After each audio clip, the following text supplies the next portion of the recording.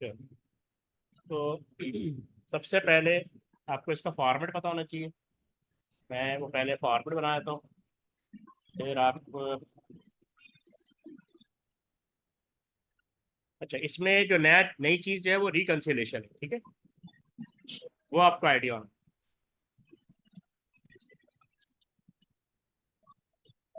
देखिए, ये है सी लेजर कंट्रोल अकाउंट, ये डेटर का अकाउंट होता है, ठीक है। जी। यहाँ पे इसका जो अपना जो बैलेंस होता है ना वो यहाँ आता है, सही है। ये डेबिट बैलेंस होता है। अच्छा, ये होता है ओपनिंग और ये होता है क्लोजिंग, ये हमेशा डेबिट होगा, ठीक है। ठीक है। तो नॉर्मली हमें ये फाइंड करना होता है। अच्छा, इसका क्रेडिट बैलेंस भी हो सकता है, इसको हम कहते हैं एबनॉर्मल बैलेंस। अच्छा, ये वाला ये अमाउंट वो है जो हमने लेना है, जो हमने डेटर से सही लेना है। है। अच्छा, ये वो लेना है। अमाउंट है जो हमने डेटर को देना है, ये क्रेडिट बैलेंस। यानी कोई ऐसा डेटर रह गया होगा जिसने या तो ओवर पेमेंट कर दी, या उसने जी। एडवांस पेमेंट कर दी, या उसने सेल रिटर्न किया तो हमने उसका अमाउंट अभी रिटर्न नहीं किया, तो ये हमारे ऊपर कोई अमाउंट ड्यू होती है, तो ये क्रेडिट बैलेंस होती है। तो ये पिछले पीरियड का था, और अगर ये इधर आ रहा है तो इस पीरियड का भी हो सकता है, ठीक है। यहाँ तक क्लियर है। अच्छा, यहाँ पे क्रेडिट सेल आएगा,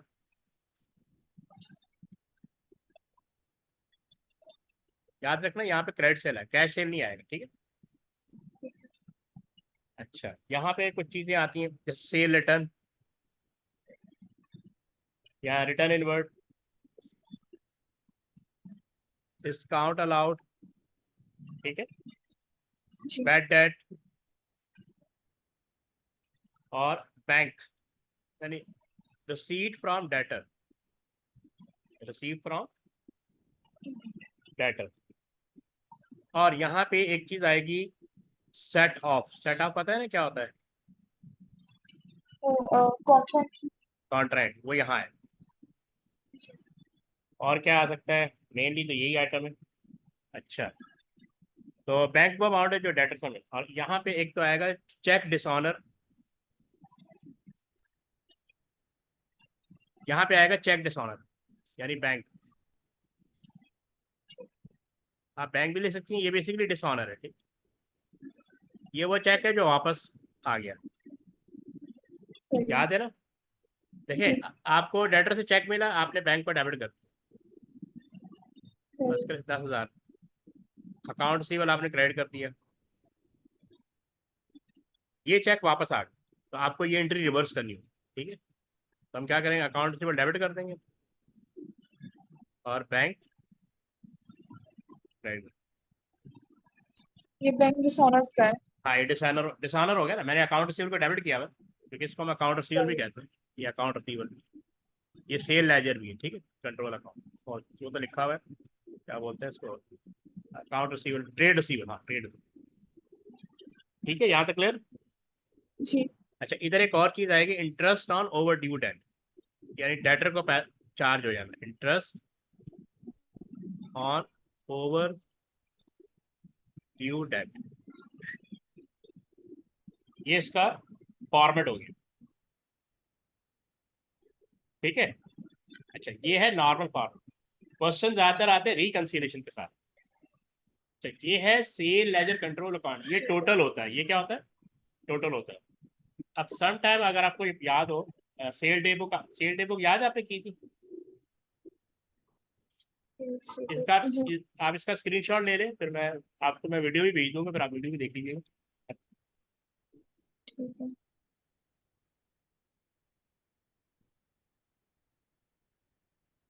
ले लो। चलिए, अब मैं आपको जी। रिकंसिलेशन के पॉइंट ऑफ थोड़ा समझाया था, एक मिनट।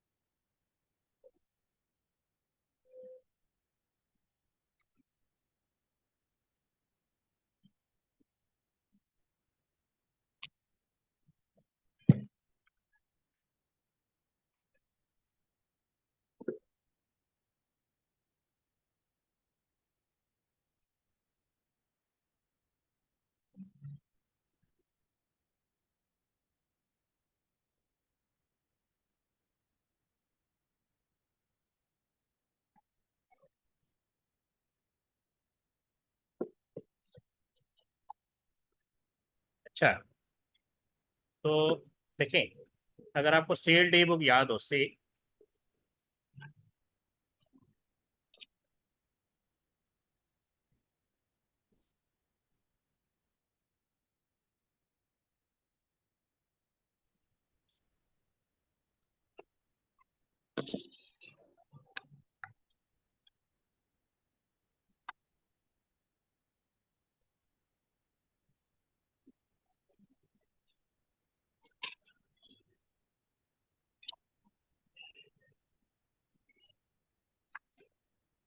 एक मिनट रुकिएगा, ध्यान रखिए।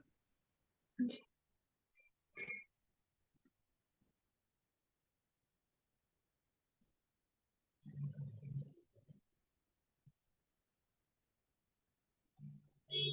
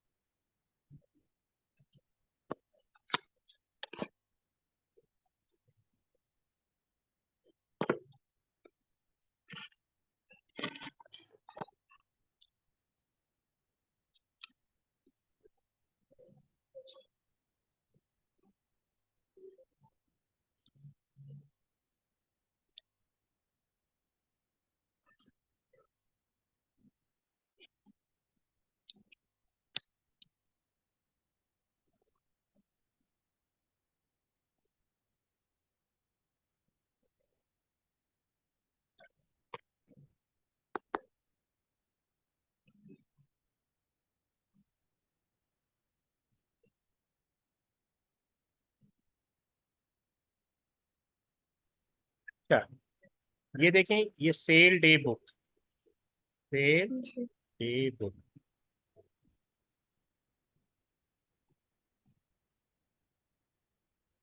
ये इसका फॉर्मेट ऐसे होता है ना, तो तीन कॉलम होते हैं, एक डेट का होता है, एक पर्टिकुलर का होता है, और एक अमाउंट का होता है। ये ए है, ये बी है, ये सी, तीन लेटर हैं, इनको हमने सेल किए। इसको सेल किए 400 की, इसको किए 500 की, इसको किए 600 की, तो टोटल आ गया 900, ये 1500 आ।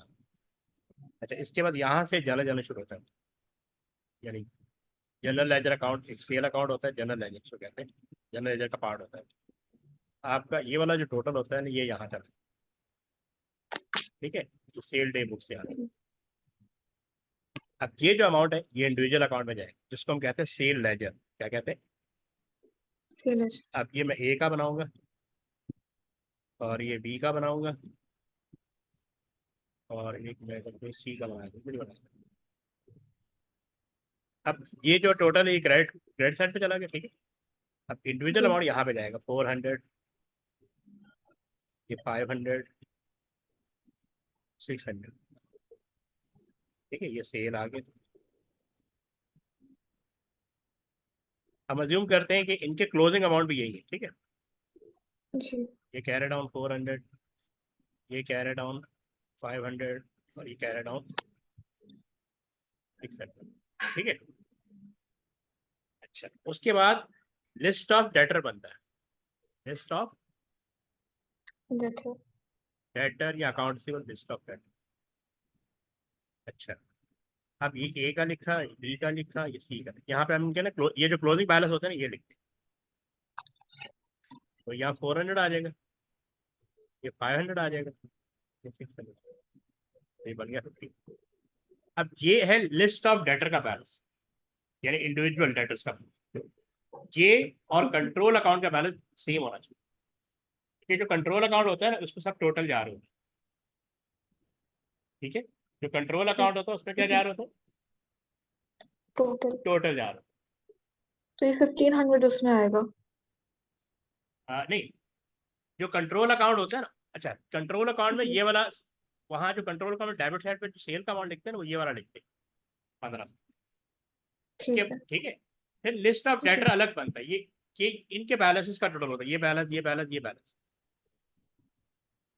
अच्छा अब सेम। कंट्रोल अकाउंट का जब कैरी डाउन होता है यानी क्लोजिंग अमाउंट, और लिस्ट ऑफ डेटर का ये वाला, ये दोनों बराबर होते हैं। अगर ये बराबर नहीं है तो फिर हम रिकनसाइल करते हैं, जैसे बैंक रिकनसाइलेशन होता है,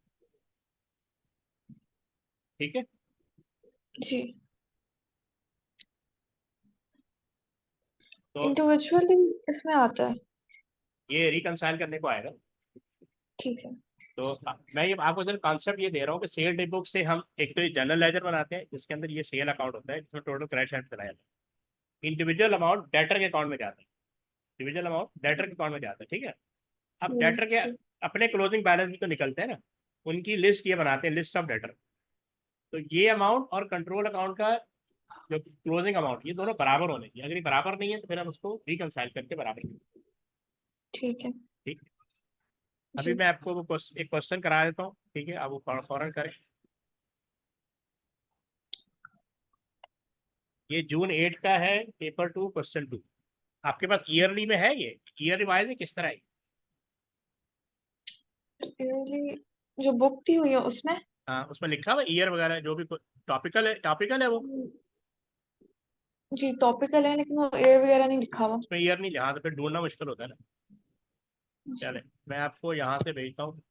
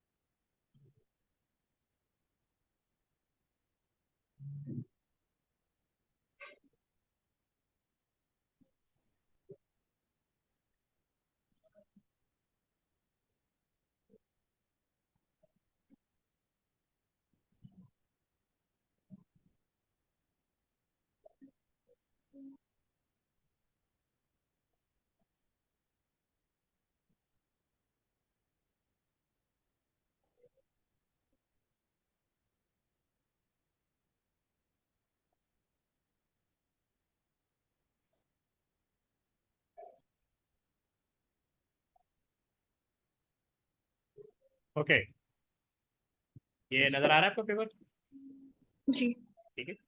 अच्छा अब ये दिया हुआ J R sale ledger control account balance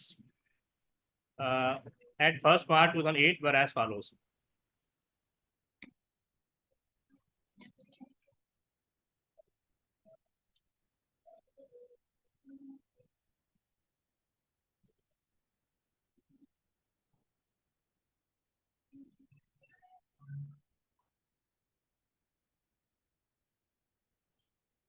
अभी ये स्ट्रेट फॉरवर्ड क्वेश्चन है, सिर्फ हमने इंफॉर्मेशन को जी। पोस्ट करना है।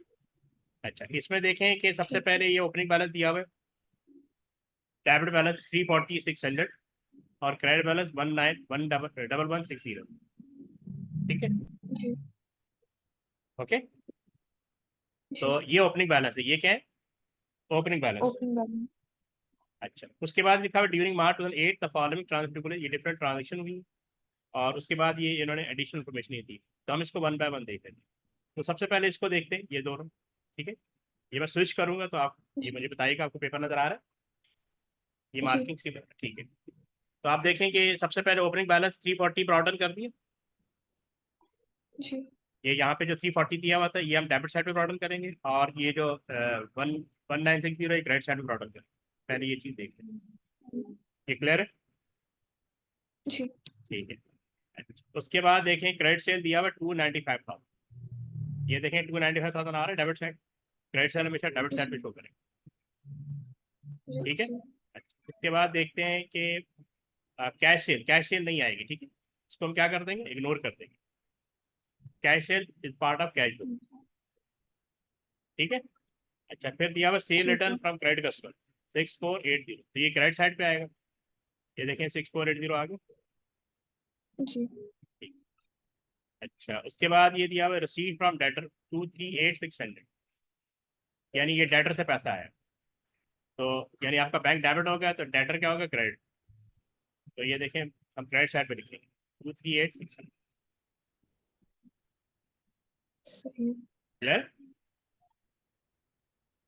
यहाँ तक जी कोई परेशानी।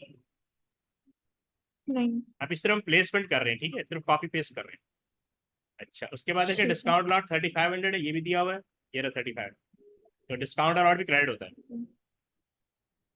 डिस्काउंट अलॉट भी ठीक। क्रेडिट होता है, तो ये हमने क्रेडिट साइड में, सॉरी ये, ठीक है। सही है। अब एडिशनल इन्फॉर्मेशन को देखते हैं, अब इसने लिखा है the receipt from debtor included a cheque for 3600, for 3600 in full settlement of a debt of 3800, this was returned by the bank on 28 March, यानी ये बैंक, ये क्या है, चेक डिसऑन, ये क्या है, चेक डिसऑन। चेक के हाँ, सामने। अच्छा, हमने जो हमें जो चेक मिला था, हमने सेल, बेसिकली हमें मिलना चाहिए था 3800, लेकिन हमने उसको दो टू जी हंड्रेड का डिस्काउंट दे दिया, ठीक है, तो थर्टी सिक्स ठीक है। हंड्रेड अब ये डिस्काउंट कैंसिल हो गया, ये डिस्काउंट क्या हो गया, कैंसिल हो गया। कैंसिल।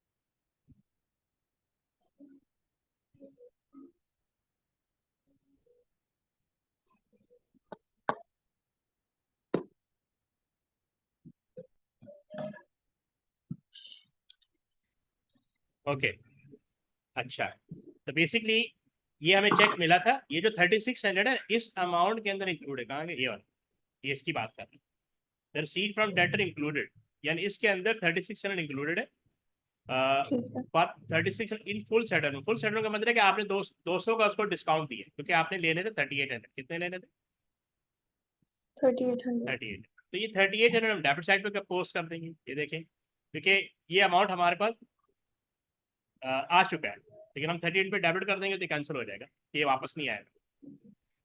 इन्होंने क्या किया, इसको दो हिस्सों में डिवाइड कर दिया, आप 3800 भी लिख सकती हैं, ये इन्होंने अलग अलग कर दिया, ये 3600 बैंक से निकल गया, और 200 जो है वो बेसिकली लेकिन ये तो इंक्लूडेड है ना।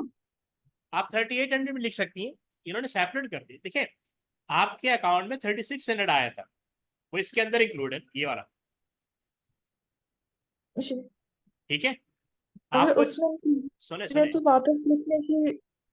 नहीं नहीं, आपको चेक मिल चुका है ना, अब आपने तो बैंक को डेबिट कर दिया जी और डेटर को क्रेडिट कर दिया, आपने क्या किया, आपने बेसिकली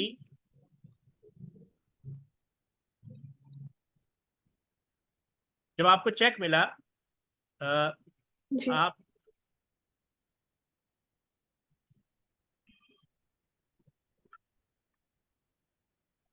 तो आपको जब चेक मिला,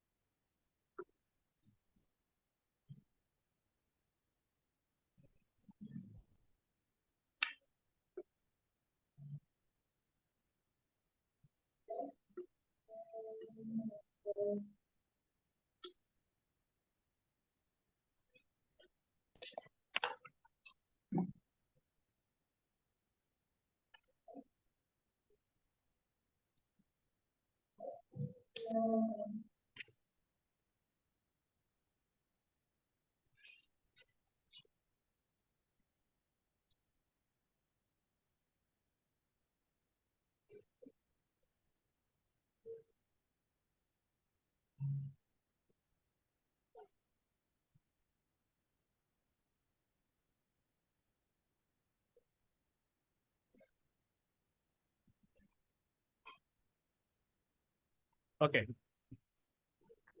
जी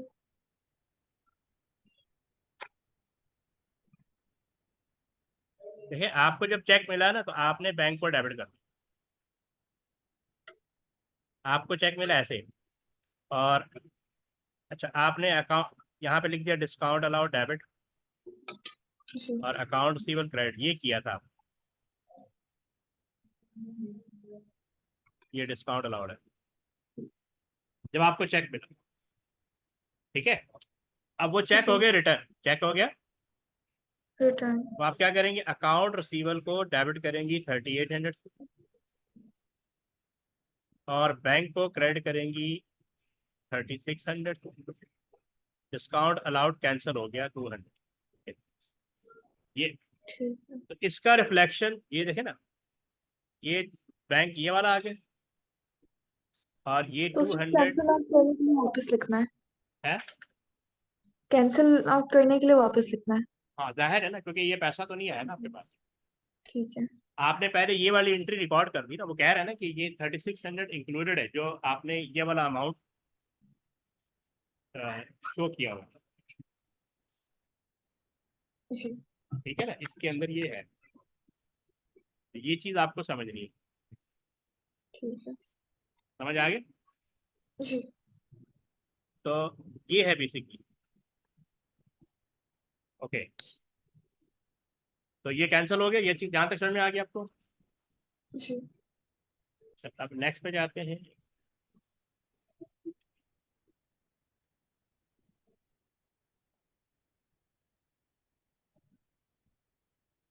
अच्छा, अब यहाँ लिखा हुआ है Eva Little and J R both buy from and sell to each other 31st March 2008। Eva owed J R 5000 and JR owed 8600 EVA. They agreed to offset balance, the net amount being payable JR on 30। अच्छा अब ये है offset, क्या बोलते हैं वो, Contra क्या है। कॉन्ट्रा अच्छा, JR का बिजनेस है, okay. Eva Little and JR both buy from and sell to each other. अच्छा, जब कंट्रा में अगर दो अमाउंट होंगे ना, तो उसके उसमें जो मिनिमम होगा उसके ऊपर हम वर्किंग करेंगे, ठीक है। ठीक है। तो यहाँ पे दो अमाउंट दिए, ठीक है।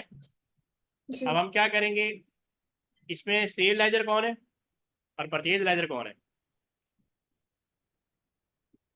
Sales ledger JR. एक बिजनेस किसका है, prepare J R C L. J R तो डेटर हो गया ना, Eva is the business, Eva का बिजनेस जी है ना, जी ठीक है। तो इसका मतलब ये जो कि आपका सेल लेजर कंट्रोल अकाउंट है ना, जी तो इसमें फिर हम ये डबल एंट्री इस तरह बनाएंगे, यानी आपकी लाइबिलिटी 5000 से कम हो रही है, तो आपने परचेज लेजर 5000 से डेबिट कर दिया, और आपका डेटर्स 5000 से कम हो रहा है, इस सेल लेजर को 5000 से कम कर। इसमें जब दो अमाउंट होंगे, उसमें से जो जी मिनिमम होता है उसके ऊपर हम सेट ऑफ करते हैं, ठीक है। ठीक है। Eva owed J R 5000 and J R owed 8600। तो यानी 8600 हमने लेने हैं, और हमने जे आर को 5000 देने हैं।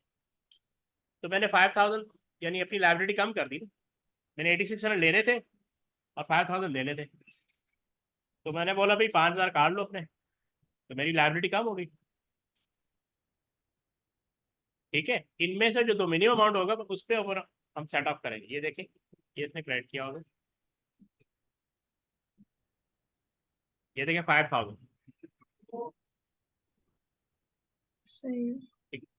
तो अगर दो अमाउंट हो तो सेट ऑफ हमेशा मिनिमम लोएस्ट अमाउंट पे आप करेंगे। ठीक है।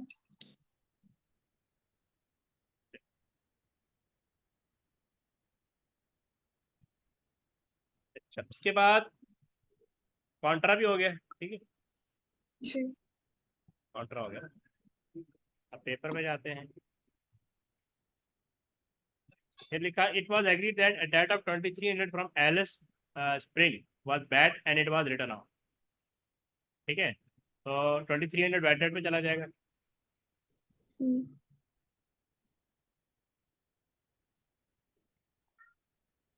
ये 2300 आ गया। ठीक है।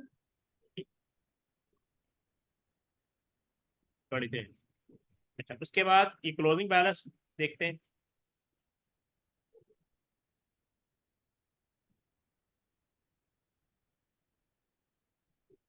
Okay, the total credit balance in the sale ledger control account at 31 March, ये इन्होंने क्रेडिट बैलेंस दे दिया 8340। तो ये हम यहाँ ठीक। ये यहाँ पे हम शो करते हैं, ये वाला। ठीक है। सही। जी। अच्छा, इन सबका टोटल करेंगे, ये सब माइनस करेंगे, तो आपका क्लोजिंग जो डेबिट बैलेंस है ना वही आए। सही। अब ये डेबिट बैलेंस आपने, ये कैरी डाउन हो रहा है तो यहाँ ब्रॉट डाउन करेंगे, और ये यहाँ पे ब्रॉट डाउन करेंगे। सही। ठीक है, ये क्लियर है। जी। तो ये पेपर मैं आपको भेज दूंगा, ठीक है। जो जो क्वेश्चन हम करते जाएंगे ना वो आपको मैं भेजता जाऊंगा। जी। सही है। ओके।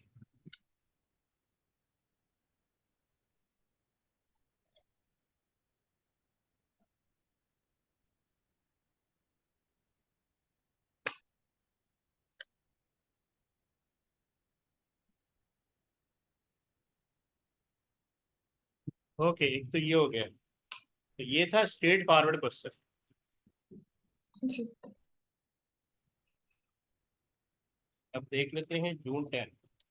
रिकंसिलेशन वाला जो है ना वो आपको मैं नेक्स्ट क्लास में समझाऊंगा। अभी फिलहाल आपको स्ट्रेट फॉरवर्ड क्वेश्चन आ जाना चाहिए, फॉर्मेट आपको पक्का होना चाहिए।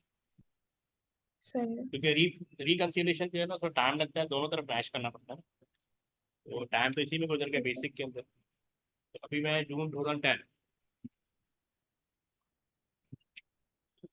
अब आपने ये बेसिक समझ के ना जो कंट्रोल अकाउंट वाले क्वेश्चन है ना उसको ट्राई कीजिएगा जो स्ट्रेट फॉरवर्ड है। जी। अच्छा, ये एक तो पेपर मैं आपको पहले भेज दूँ, फिर मैं आपको बाद में भेजता हूँ।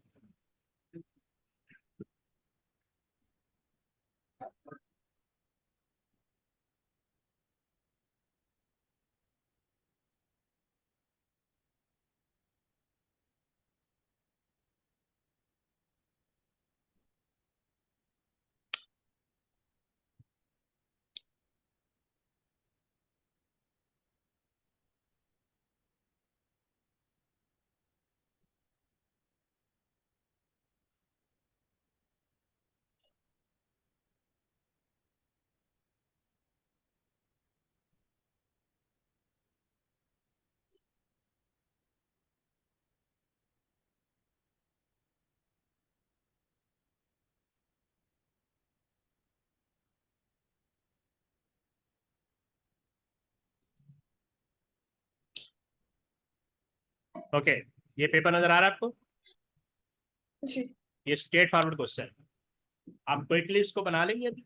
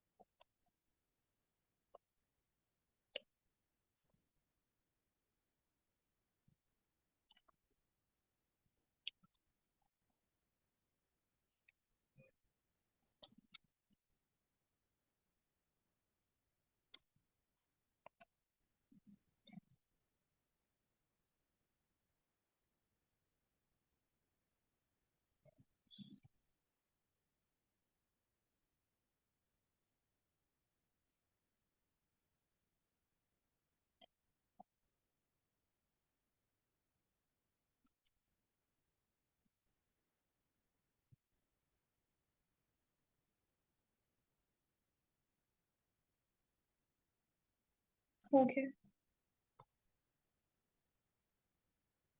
ठीक है, इसको मैच करते हैं। क्या बैलेंस आया आपका? क्लोजिंग बैलेंस क्या है? 5,54,563। एक डिजिट में बताएं। 554 एक सेकेंड। 563 554560 563 63। 563। ये क्लोजिंग बैलेंस है ना? जी तो फाइनल आया। कैरेड आउट, टोटल नहीं, कैरेड आउट। तो कैरेट डाउन 24964 24964, यही है। 64। जी। चेक कर लेते हैं।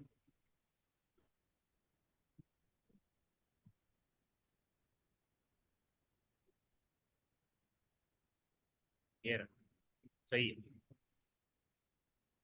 24969 है, 964 है आपका। टोटल में गलती है, ये देखें जी। आपके सारे अमाउंट सही। अमाउंट चेक कर लें।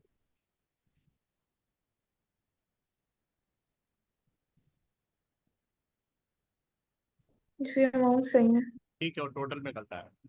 अच्छा, इसके साथ ये रिकंसिलेशन भी दिया हुआ है, वो भी हम डिस्कस कर लेते हैं। ठीक है, जी। तो आइडिया हो जाएगा, फिर आपसे परफॉर्म कर दीजिएगा। ये तो काफ़ी ज़्यादा है। अब ये कह रहे हैं the total of Harvey Rabbit sale ledger balance at 31 March 2000 was 26845। ठीक है, यानी जी। ये the total of Harvey Rabbit sale ledger balance, ये आगे ना सेल लेजर बैलेंस, यानी इंडिविजुअल के बैलेंस जो है उसका टोटल आ रहा है 26845। We did not agree with the closing balance of his sale ledger control. ठीक है, सेल लेजर कंट्रोल अकाउंट से मैच नहीं कर, जो आपको मैंने बताया। और checking his account he discovered the following. अब जैसे अब जी। ये दिया हुआ है a credit note of $420 which had been sent to a debtor had been entered in the sale journal daybook and posted as a sale to both account। अच्छा, अब आप करना क्या है, एक तो amended sale ledger control account बनाना है, और एक सेल लेजर बैलेंस की को रिकंसाइल करना। ठीक है, तो इसके तरीकेकार होते हैं, इसमें तीन तरह की वैल्यूज होती है, या यूँ कहने के करेक्शन होती है। एक करेक्शन हमने कंट्रोल अकाउंट में करनी है, ठीक है, अगर वो एरर कंट्रोल अकाउंट से रिलेट कर रहा है। और एक करेक्शन जी। हमने सेल लेजर बैलेंसेस के अंदर करनी है, अगर वो उससे रिलेट कर। एक एरर होगा जो दोनों से रिलेट कर। ठीक है, यहाँ तक बात क्लियर है? जी। अच्छा, उसके बाद फिर वो हाँ, क्योंकि ये अब सेल लेजर बैलेंस में जो आइटम डेबिट साइड पे आते हैं ना, ठीक है, जी। तो एरर में जो करेक्शन करने होंगे, जो आइटम डेबिट साइड पे आएंगे वो ऐड होंगे, और जो सेल लेजर बैलेंसेस में और जो क्रेडिट साइड पे आते हैं वो माइनस होंगे। अच्छा, अब देखें, सबसे पहला दिया हुआ है a credit note for 420 which had been sent to a debtor had been entered in the sale journal। अच्छा, एक क्रेडिट नोट है, सेल रिटर्न हुई, उससे क्रेडिट नोट इशू हुआ था, and posted as a sale to both account. इसका मतलब जब बोथ अकाउंट की बात करेगा तो ये करेक्शन हमें कंट्रोल अकाउंट में भी करनी है और सेल लेजर बैलेंस के अंदर भी करनी है। यहाँ तक पॉइंट क्लियर? जी। ओके, अब हम इसको देखते हैं। अब ये देखें, ये amended sale ledger control account बना रहे हैं। अच्छा, ये शुरू किससे होगा? इस वाले बैलेंस से होगा, 24969। ये यहाँ पे कैरेट डाउन हो रहा है, ये यहाँ पे ब्रॉट डाउन हो जी। रहा है। ठीक, यहाँ तक क्लियर? जी। अब ये नीचे ये बना हुआ है, ये देखो, ये वाला,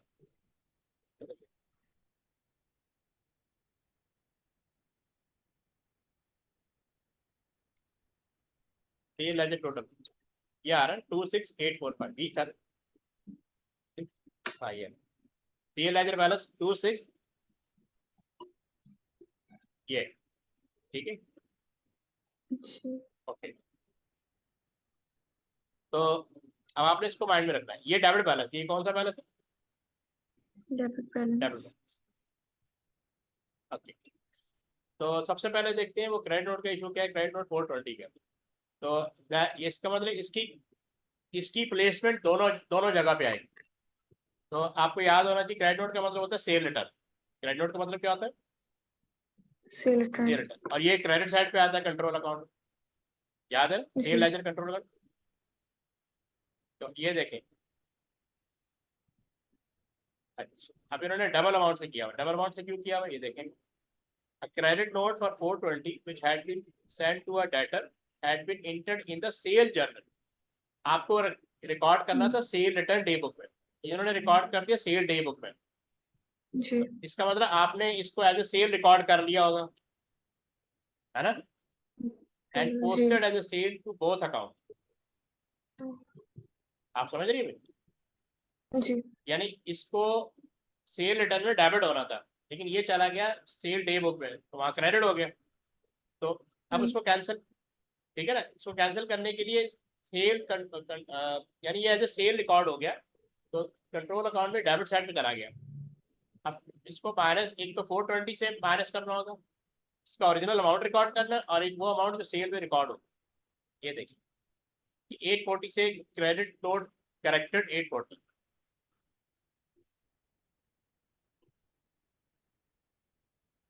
ठीक है, ये 840 से करेक्ट। इसी तरह हम यहाँ पे भी करेक्ट करेंगे, चूंकि ये क्रेडिट साइड पे आता है तो लेस करेंगे, ठीक है, ये किस अमाउंट से करेंगे, ये लेस करेंगे, ये रहा क्रेडिट नोट, ये रहा 840, ये रहा।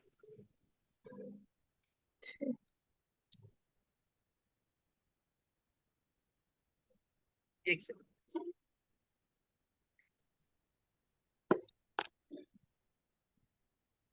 असल में इसने जो आइटम ऐड होने होते हैं ना, उनकी लिस्ट एक साथ बना दी, ये सारे आइटम ऐड हो रहे हैं, ये बात ठीक है, ये 4 आइटम जी ऐड, और ये लेस इधर लिख दिए, ये नीचे आ रहा था, ये 3 आइटम लेस हो रहे हैं, इसको इस तरह समझना है आप, ठीक है। ठीक है ओके, तो पहला एरर क्लियर, जी फिर दिया इसको हुआ है, डबल करके रखना हाँ क्योंकि ये एज ए सेल रिटर्न था, एज ए सेल रिकॉर्ड कर लिया, ये सेल रिटर्न था, एज ए सेल रिकॉर्ड कर लिया, ठीक है। एज अ सेल रिकॉर्ड कर दी हाँ एरर ये देखिए, ये एरर पड़े, जी ये सेल रिटर्न था ना, सेल रिटर्न इस तरह आता है ना, सेल रिटर्न डेबिट ये क्रेडिट करना साइड था 420, और अकाउंट जी रिसीवेबल 420 से क्रेडिट करना था, लेकिन हमने क्या किया कि इस अमाउंट को as a sale return record नहीं किया ना, हमने इसको एज ए सेल रिकॉर्ड कर दिया, सेल डे बुक में डाल दिया, लिखा हुआ ना, जी as a sale to both account, यानी दोनों अकाउंट में एज ए सेल रिकॉर्ड कर दिया। सही अब जाहिर है इसको जब मैं अगर इसी तरह करूंगा तो ये तो कैंसिल हो जाएंगे ना, जी ठीक है, तो यानी अकाउंट, तो मैंने ये एंट्री रिकॉर्ड कर ली थी, लेकिन मैंने उसको ना सेल रिकॉर्ड कर दिया। अब मैं जब उसको करेक्ट करूंगा तो मुझे डबल अमाउंट, जब भी रॉन्ग साइड पोस्टिंग होती है अगर आपको याद हो, तो हमेशा डबल अमाउंट से करेक्ट करेंगे, जी जी ठीक है। जी ओके, तो एक तो एरर ये हो गया, दूसरा एरर है a debit entry sale ledger for 698 had been set up as a contract entry in the purchase ledger but not no entry had been made in the control account। इसका मतलब है कि इसकी करेक्शन 698 ये individual account में तो हो चुकी है सेट ऑफ, लेकिन जी कंट्रोल अकाउंट में नहीं, सही ठीक है, तो इसकी करेक्शन हम सिर्फ कंट्रोल अकाउंट में करेंगे। तो कंट्रोल अकाउंट में सेट ऑफ किस साइड पे आता है, क्रेडिट क्रेडिट साइड, तो ये 698 ये आ रहा है, ठीक है। जी confusion, control account credit side पे ये आता है जो ना, बाकी जी जी हाँ, सही तो ये 2 एरर हो गए ना, ये हमारे 2 एरर हो गए।